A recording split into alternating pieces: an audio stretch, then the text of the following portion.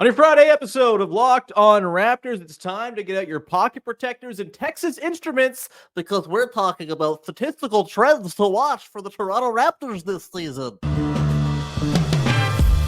You are Locked On Raptors, your daily Toronto Raptors podcast, part of the Locked On Podcast Network, your team every day.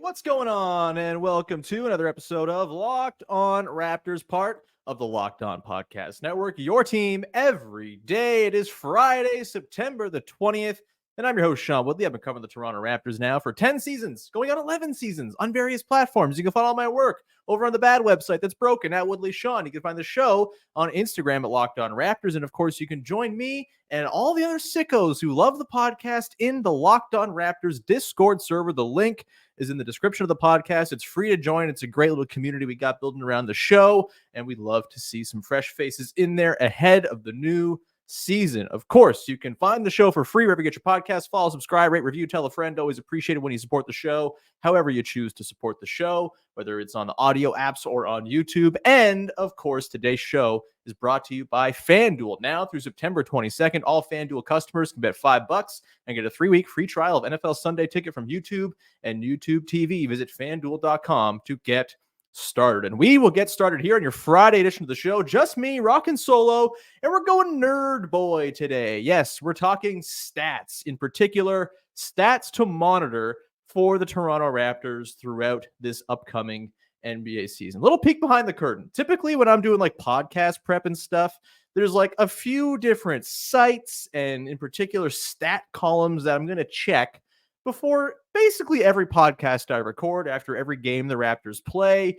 And I'm going to give you sort of the look at the ones I'm going to be really keeping an eye on this season to tell me whether or not things are trending in the way you want to see things trend for your Toronto Raptors. We're going to talk about 3-point frequency versus accuracy. I've got a bunch of rapid fire stats that I want to keep an eye on, but we'll start here with what I think is the single most important number or set of numbers that I'm going to be keeping an eye on this year. And frankly, to me, what we're going to get into right now, it's essentially the win-loss column for me for this year's Raptors season. I don't actually care about how many games the Raptors win or do not win this coming season.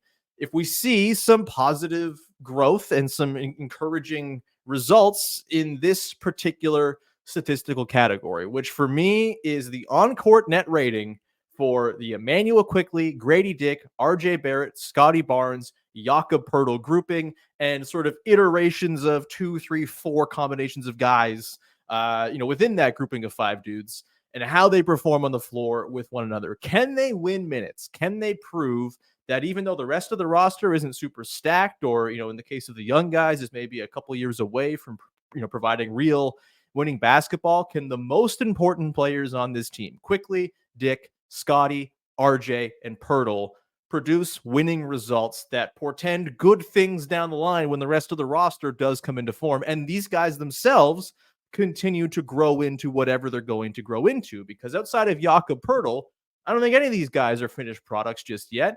You could argue that maybe RJ Barrett's close after his transformation last season, and what we saw from him last year is what he should more or less do for the rest of his time as a Toronto Raptor.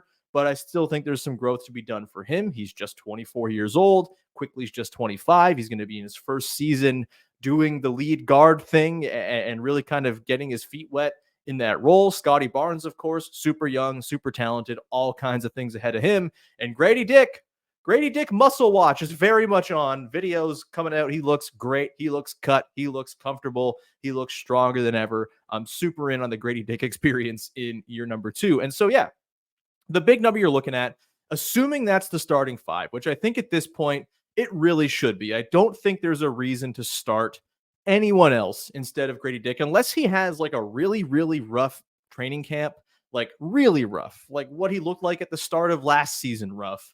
I think he needs to be in the starting 5 just so you can get some data of what he looks like with the best players on this team. There's going to be a case to start Bruce Brown. I don't think that's going to optimize Bruce Brown. I think the starting lineup is not super suited to what Bruce Brown does well. There's just not enough shooting on the floor if he's in there in place of Gradey Dick. You could start Kelly Olynyk, but I would rather him be a sort of, agent for greasing the wheels of the offense off the bench.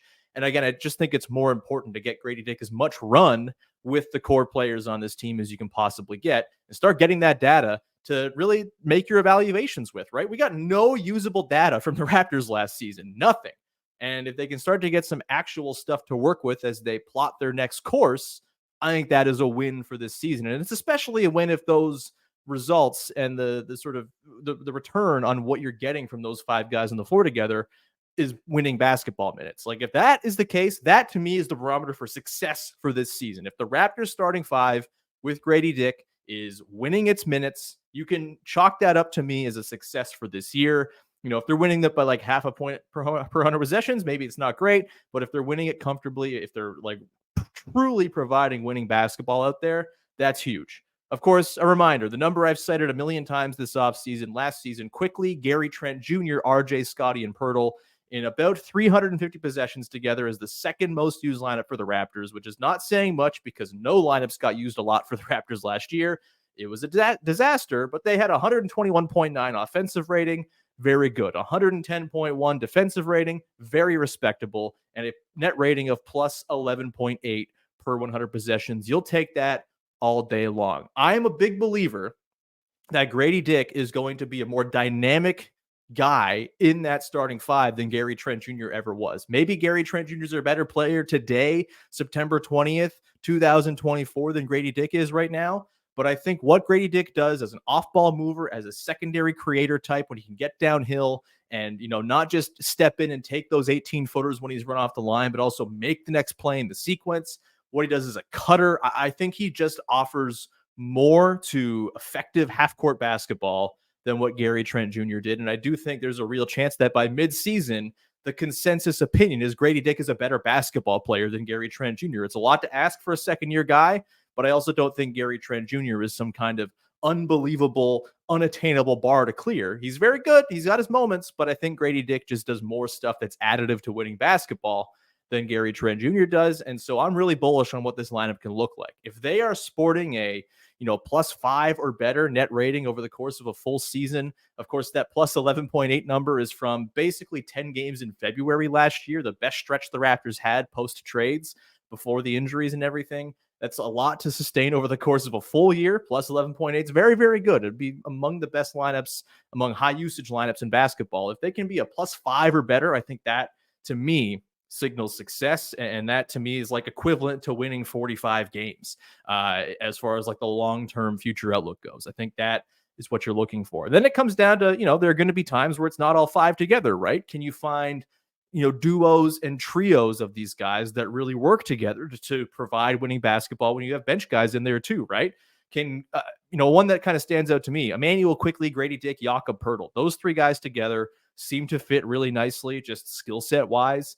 And in 121 possessions together last season, those three guys lit defense's tits on fire. They were 128.1 offensive rating with those three guys on the floor last year, a 100 even defensive rating. Absolutely shut teams down too. That feels unsustainable, but still a plus 28.1 net rating. If you can get good positive returns from those three guys, maybe build some second units around them. I'm bullish on the Quickley Poeltl duo as sort of a backbone of second units for this team. I think that's really encouraging. Can you get the big four, Quickley, Barnes, Barrett, Poeltl, to replicate their plus 11.5 net rating from last year in their time together, about 500 possessions? That would be great. It'd be lovely to see those guys really sport it, right? And whoever you put in there as the fifth guy, whether it's Brown, whether it's Olynyk, whether it's Davion Mitchell, can they carry those lineups to positive minutes? That's going to be a huge thing to watch this year too.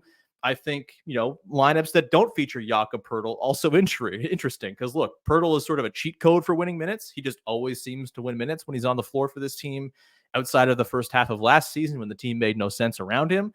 Can you find lineups with Scottie and Immanuel Quickley and Gradey Dick, for example, with a different big on the floor? Can they be effective? They were effective last year in a tiny sample, plus 21.4 net rating for those three last year.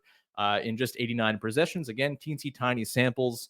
The story of this season is going to be written by how much the tiny samples of positive basketball we saw from these guys can scale up over the course of a full season. It'd be nice to get little glimpses of the other future-oriented guys in this team. Jamal Shed, Jonathan Mobo, Jacoby Walter. Can they sprinkle in and find success? I'm less looking at the numbers with those guys because rookies lose minutes. They get beaten. That's just what happens. But can you find examples of, okay, Jacoby Walter seems to work really well with these two guys, and Jamal Shed or Jonathan Mobo works really well with these guys? You're looking for that too. But overall, again, not worried about wins and losses this year. The number I'm watching is the overall net rating for that starting five with Gradey Dick.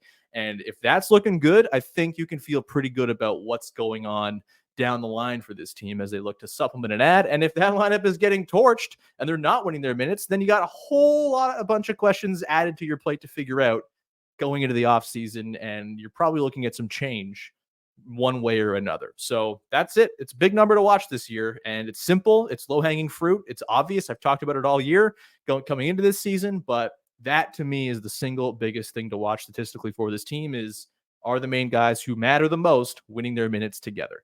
We'll come back on the other side and get into another, I think, very important number for the Raptors as they look to pull themselves out of the depths of the NBA's offensive rankings. We will do that coming up in just one sec. Today's show is brought to you by our pals over at FanDuel. You've heard us talk a lot about FanDuel, America's #1 sportsbook. Well, got something a little bit different for you guys right now. Now through September 22nd, which is just 2 days away. Not much time to take advantage of this still. All FanDuel customers can bet $5 and get a 3-week free trial of NFL Sunday Ticket from YouTube and YouTube TV. Then with a YouTube TV base plan, you'll be able to watch every regular season local and out-of-market game with the whole package you got. What a wonderful thing. All you need is a Google account and a current form of payment. You can cancel anytime. Just visit FanDuel.com and download America's #1 sportsbook. Of course, they have all kinds of other things for you to go and bet on as well. You can go throw some money on some futures bets for the NBA season, the NHL season.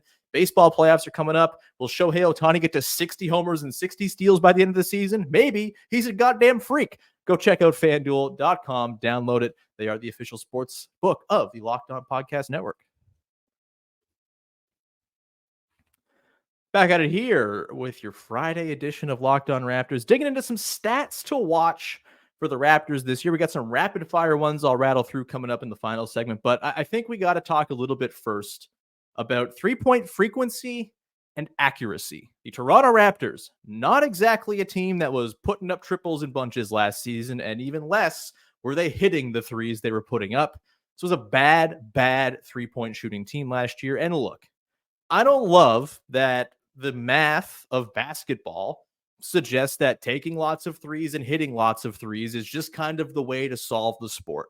I don't like Celtics ball. Ruthless efficiency ball where it's just drive, kick, three. Yes, it works. And I don't think it's like unattractive to watch necessarily if it's done well, but it can be a little boring. It can be a little samey. I think it leads to stylistic sort of monotonization, right? Like it's just, every team playing the same way. I don't want that. I want teams playing different ways, but the unfortunate reality of math, until there is some sort of sweeping rule change to the league, is that putting up threes and hitting lots of threes, good for winning basketball. And so the Raptors got to reflect and look at what they did as a shooting team last year and try to improve upon that. Just to refresh, last year, the Raptors were 24th in 3-point efficiency in the NBA. Just 33.9% of their looks came from downtown.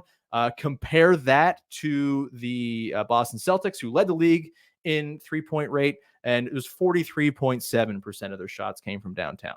Ruthless ghouls, but they won the championship, so it might be worth trying to replicate that a little bit. They were well ahead of the number 2 team, the Dallas Mavericks, at 41% of the looks coming from deep. 10 percentage points just about ahead of the Raptors when it comes to 3-point volume. That's a big gap. The math ain't mathin' for the Raptors, especially considering they hit the 27th best clip from deep of any team in the league last year too. So they didn't get them up and they didn't hit them when they did. There's certainly a recipe for teams that don't take a lot of threes to still have great offenses if they hit their threes, but the Raptors were not that team. They were not the Denver Nuggets who put up the fewest threes in the league, but hit a ton of them and still had a top 10 offense. The Raptors, the Nuggets, these are not the same teams, of course. Look, there's just there's a dearth of shooting talent on this Raptors roster. And I think they've done a little bit to improve upon that. Some of it's a little more future oriented with, Jacoby Walter being a pick this year, but I think Kelly Olynyk If he can take more than the 2.5 threes he took last year, that's a big help because he's a good 3-point shooter. Gradey Dick, I think, is going to have to take a lot of threes. We'll get to that coming up in a sec. Immanuel Quickley is here now, flying around off the ball, pulling up off the at the top of the pick and roll. I think there's a lot of 3-point volume to be gleaned from those two guys in particular. But Scottie Barnes needs to be eager. RJ Barrett probably has to take more than the 3.8 he took last year, even though I'm not eager to see him take like 6 or 7 a game. But 4.5, 5, that would be helpful, especially if they're the wide open looks off the catch he was taking last year.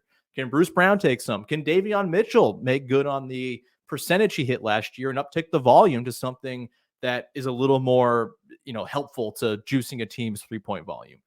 The Celtics had 8 players attempt more than 4 threes a game last season. And it's no shock. It's like all the top 8 guys in their championship winning rotation. The Raptors come in to this year with 3 returning players who put up more than 4 threes a game last year. It was Quickley, Gradey, and Scottie. RJ put up 3.8. After that, it was tough to find 3-point volume from this team.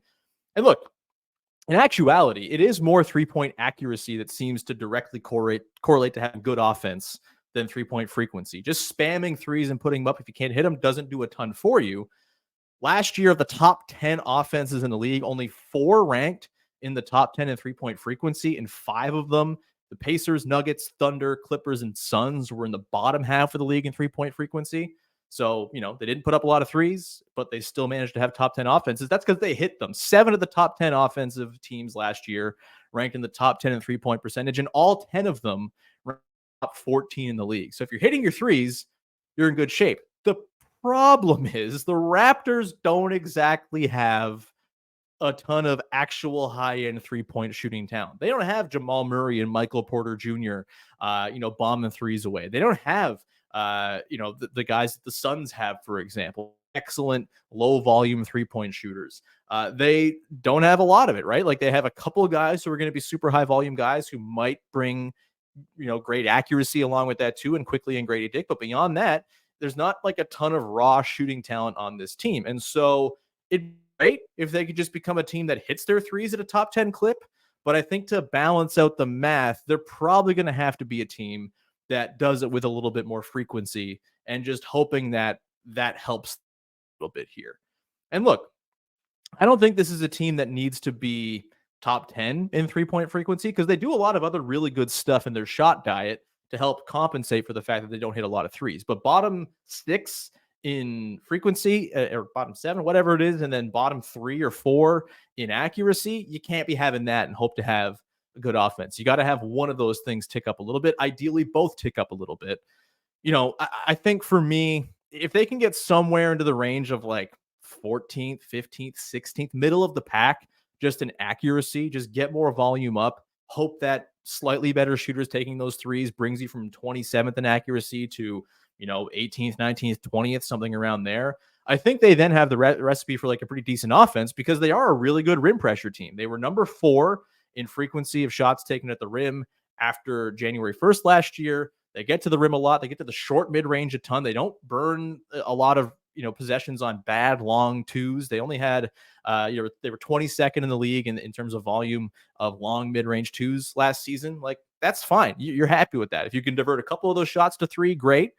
I don't think they need to be going and spamming all these threes, because look, they do things that are like, they have strengths on offense that I don't think you want to be detracting from to go and force them to take threes that they're not good at hitting. But again, you just got to have a slight uptick in volume across the board if you want to be just like a serious team playing the math game on the same level as everybody else. And with the way they play transition, which we'll get to coming up in the final segment as one of the stats to watch, with the way they, are able to score at the rim. And, I think they're going to be kind of a happy offensive rebounding team. They like to go hunt the offensive glass too. I think they have a chance to put up a pretty respectable offense, even if their 3-point shooting is middling. Middling is better than bottom 5 to 10, right? And so if you can just get to middling from the frequency and accuracy perspectives, I think you're in pretty good shape. Look, a lot of this is going to fall on Immanuel Quickley and Gradey Dick. They feel like the 2 linchpins of the Raptors' 3-point offense. Olynyk will have to chip in. Scottie's going to have to stay eager.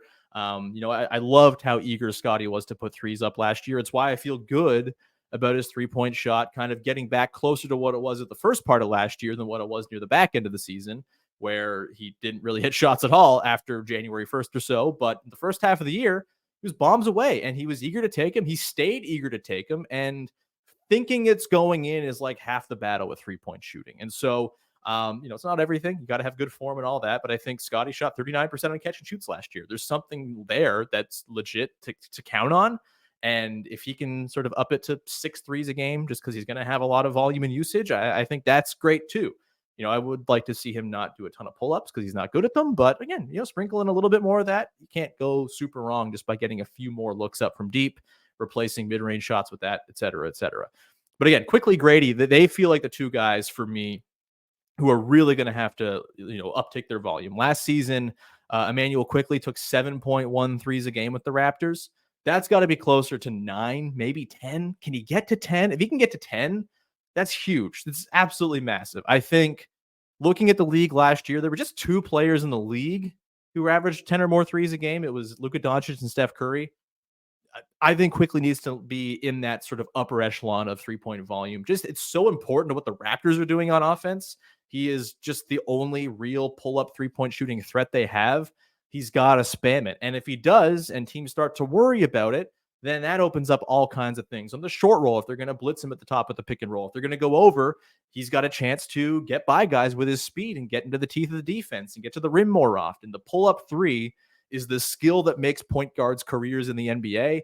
And if Quickley can tap into the volume there, ratchet that up, and then sprinkle in the stuff he does is like a jitterbug off the ball, there's no reason why Quickley shouldn't be taking 9 threes a game. And if you can get over 10, we're all jumping for joy. And I think it's awesome. It's like a micro stat to watch this season is how many threes is Quickley himself putting up night to night. And I think Gradey Dick, if he's going to be starting and playing 25 plus minutes a night, which I expect, he averaged 4.5 threes a game last season in 22 minutes or so. I think he's got to be taking 6, ideally 7 or more threes a game.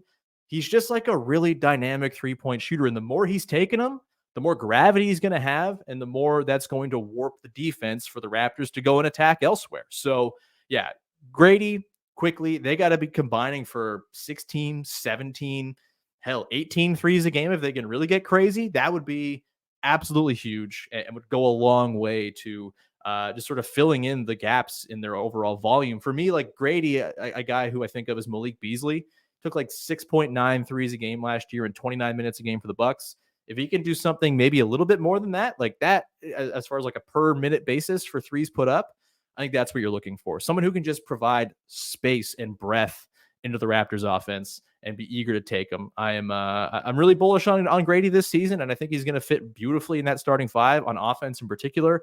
But him and Quickley are really going to have to carry the day with the 3-point volume for this team if they want to, again, sort of get that math equation back sort of in their favor. And really, again, sort of have their rim pressure help lift everything else up. We're going to come back on the other side, get into some rapid fire stats that are going to matter for the Raptors this season to close things out. We'll do that coming up in just one sec.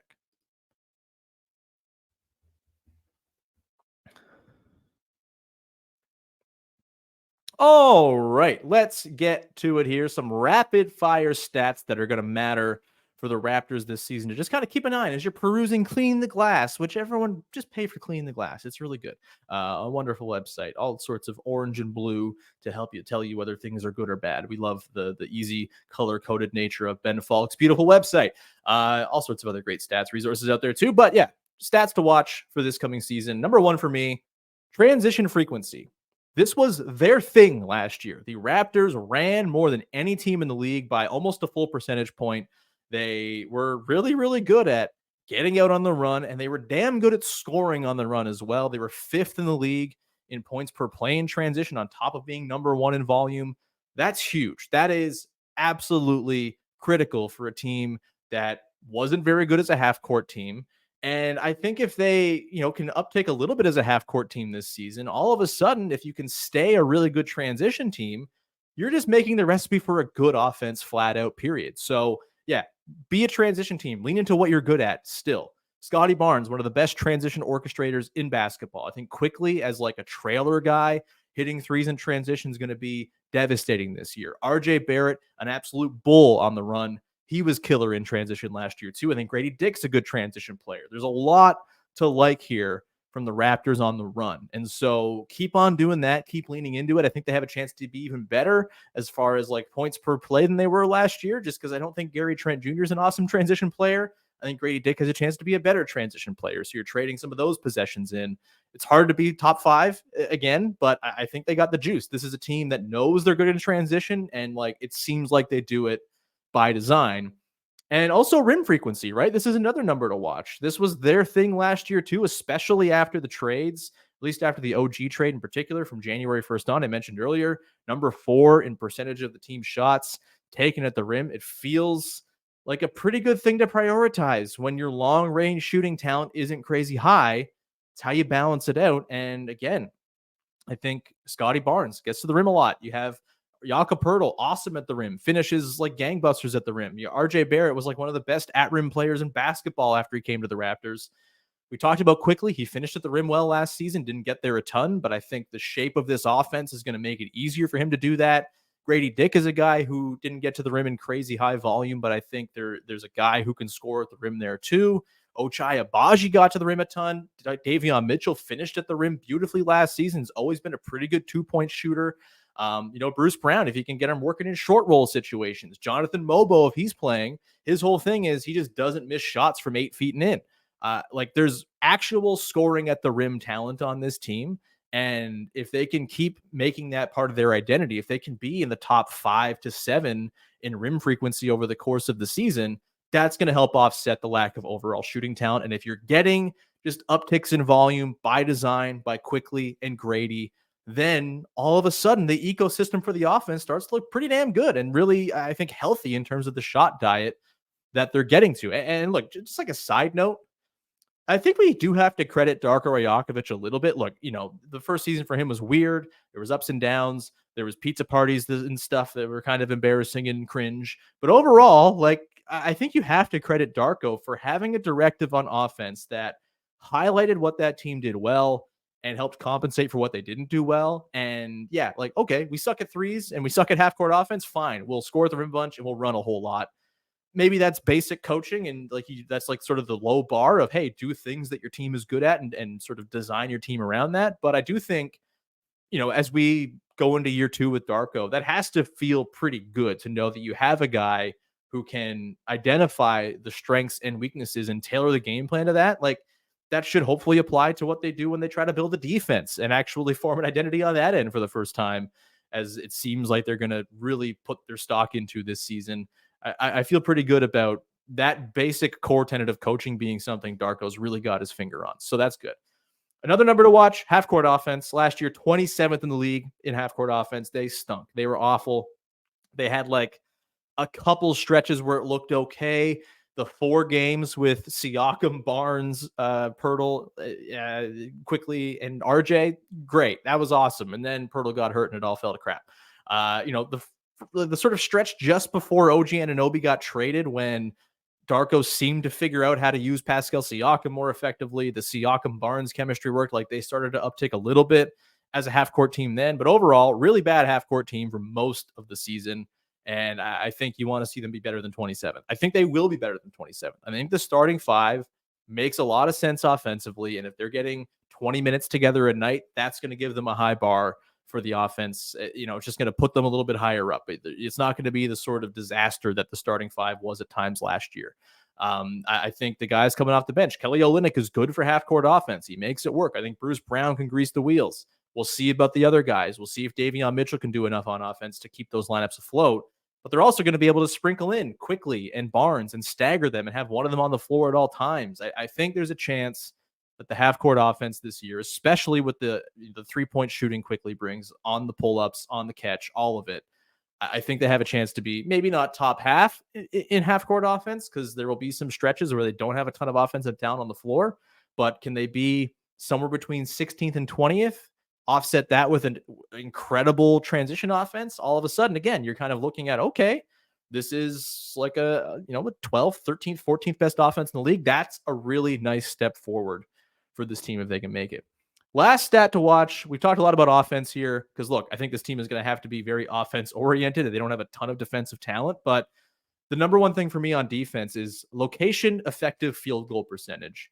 what types of shots are the Raptors allowing their teams to take? For those, again, I talked about this on a recent show, but location effective field goal percentage is essentially what would a team shoot if everyone just had an average shooting percentage from the places that the team is taking shots from.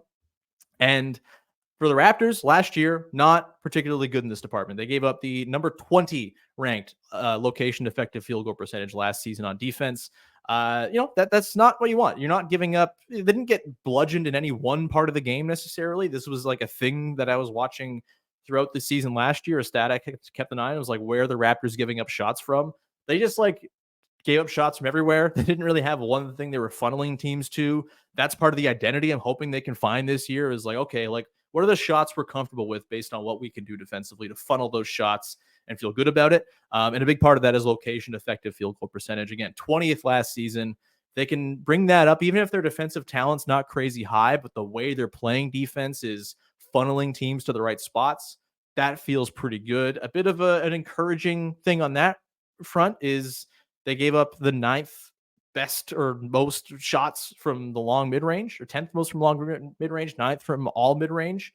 Like if they're funneling shots to the mid-range, if they can continue that, that's great. That's awesome. But they're going to have to get a little bit better at sort of taking shots away at the rim, taking threes away. They were bottom third of the league in threes allowed in terms of frequency. They, gave up the 16th most shots at the rim in terms of frequency. Not anything you're hanging your hat on or anything like that. So can they find a defensive identity, whether it's they limit threes, they totally suppress corner threes, do they totally suppress shots at the rim, whatever it is, can they find a way to actually have a defensive game plan that is tailored towards something?